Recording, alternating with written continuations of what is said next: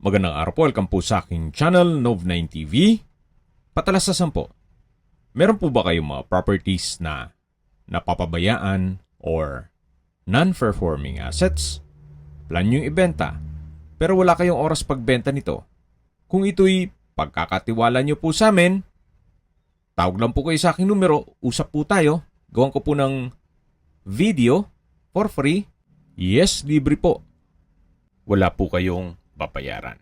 Tutulungan pa namin kayong mabenta ang inyong property. Kami na po bala sa marketing, sa boosting, pati po sa paid advertisements, even sa tripping. Hindi na po kayo mapapagod sa pag-entertain ng mga buyers. Kami na po bala sa lahat. Tawag lang po kayo. Nandito po tayo ngayon sa Hermosa, Bataan kung saan meron po tayong bagong video presentation. Isang residential farm property na may lot area na 6.8 hectares more or less. Along two-way cemented barangay road at napakahaba po ng frontage nito. Ito po'y titulado, buhay po ang may-ari, kaya wala po kayong maging problema sa documentation o sa transfer ng title. Meron po itong old house na kung saan yan po'y wala ng value at hindi na may iwasan ang ibang komento na luma na ang bahay. Ulitin ko po, hindi na po sinama sa pagpresyo yan. Pinakita ko lang sa inyo na meron pong old structure na pwede pong gawing caretaker's house. Kung sakaling hindi nyo pa naman sisimulan ang inyong proyekto once na ma-acquire nyo tong property. Patag na patag po ang lupa at hindi nyo kailangan magpatambak gawa ng nakalibel naman ito sa concrete road. Actually, may mga mataas pang ang parte. May access na rin po dito ng tubig, kuryente at internet provider gawa ng marami na rin pong kabahayan dito sa area. Napakaganda po, napakaaliwalas, sariwang hangin at sa klima naman, banayad lang. Hindi naman siya ganun kainit at hindi naman ganun kalamig. Isa po sa ikonsidera nyo dito sa property ay napakalapit lang po sa mismong highway. 1 kilometro lang po at meron din po itong 2 street access. Dun sa kabilang street access ay 4 kilometers away from the highway and dito naman sa kabila ay 1 kilometer from the highway. Kaya marami po kayong pwedeng i-project dito. Pwede po itong gawing subdivision o subdivided lots o housing project. Pwede rin pong private farm estate. Pwede rin pong resorts and events place or gawing warehouse. Kasi po meron din pong malapit na mga warehouse dito at iba pang business establishments. Aakyat po tayo dito sa lumang bahay. Meron pong view deck dito para mas matanaw natin dito sa taas yung ibang parte ng property. Ito po yung view deck. Yan po yung bubong ng main house. Yan po, tunghayin nyo po. Napakaganda. Patag na patag. Kahit po isubdivide nyo na lang ito, then i-resale. Kikita po kayo dito. Meron din pong mga subdivision dito sa area. At malapit po ito sa mga malaking bayan ng Bataan. Gaya ng Balanga kung saan meron pong SM City Bataan at Bataan General Hospital. Okay, recap lang po sa mga nag-skip ng video. Summarize ko lang po. Ito pong property ay nasa Hermosa, Bataan. May total lot area po ito na 6.8 hectares more or less. Ito po'y titulado, buhay po ang may-ari, kaya wala po kayong maging problema sa documentation o sa transfer ng title.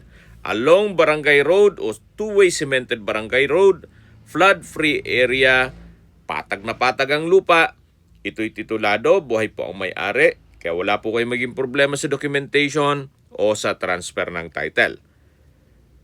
Meron din pong access ng tubig, kuryente at internet provider, gawa ng marami na rin pong kabahayan dito at mga subdivision.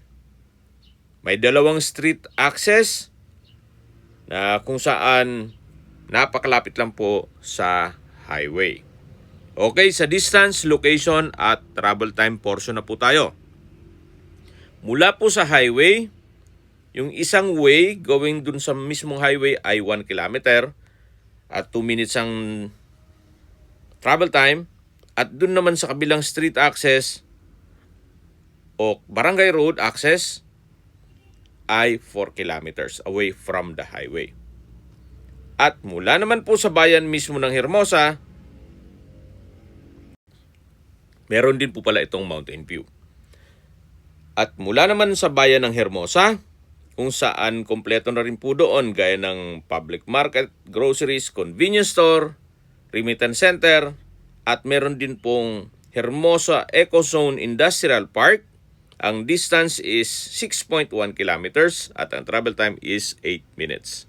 Mula naman po sa Esitex, ang distance is 8.1 kilometers at ang travel time is 11 minutes. Mula naman po sa Clark International Airport, ang distance is 63 kilometers at ang travel time is 54 minutes. Mula naman po sa NLEX, sa San Fernando exit, ang distance is 42 kilometers at ang travel time is 1 hour and 2 minutes. Mula naman po sa bayan ng Balanga, kung saan nabanggit ko po na nandun na rin yung mga malls, hotels, restaurants, banks, schools, church at hospital.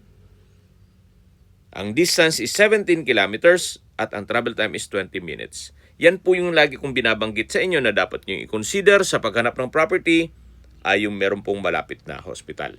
Hindi ko naman po sinasabing sakitin kayo. Yan naman po ay for emergency purpose lang naman. At mula naman po sa Manila, ang distance is 97 kilometers at ang travel time is 1 hour and 52 minutes. Yan po ang frontage. Napakahaba po nito. Hanggang sa dulo pa po yan. Kaya marami po kayong pwedeng i-project dito. Napaganda po nitong property.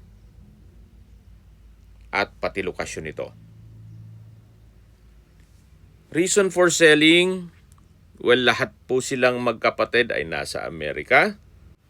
Kaya ibebenta na lang po nila ito.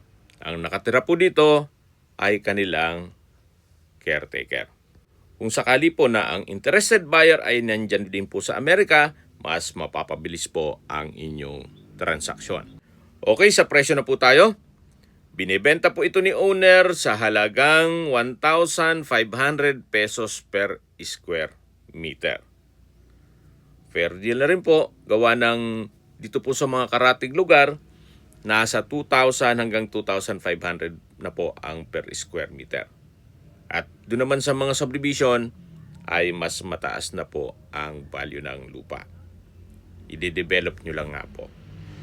Ito po ay parte pa ng frontage ng 6.8 hectares. Kaya kung sakali man po na interesado kayo dito sa property o may katanungan kayo o gusto magpaset ng tripping, tawag lang po kayo sa aking numero. At sa mga kababayan naman natin nasa ibang bansa, meron po akong WhatsApp, Viber, Telegram at Signal. Same number lang po, 0917-316-3399. Sa mga nagtatanong naman po ng aming Facebook, meron po aming Facebook page na Nov9TV at Facebook Real Video. Meron din pong TikTok at Instagram. May ibang YouTube channel po kami, the Nov9TV channel, Nov9TV Listings, Nov9TV On The Spot, Nov9TV Updates, at Nov9 TV House Rental.